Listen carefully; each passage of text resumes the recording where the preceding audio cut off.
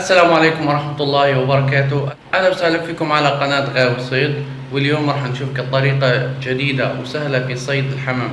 لكن قبل أن نبدأ هذا الفيديو، هذه دعوة لوضع علامة الإعجاب والاشتراك في القناة، وخلينا نشوف مع بعضنا.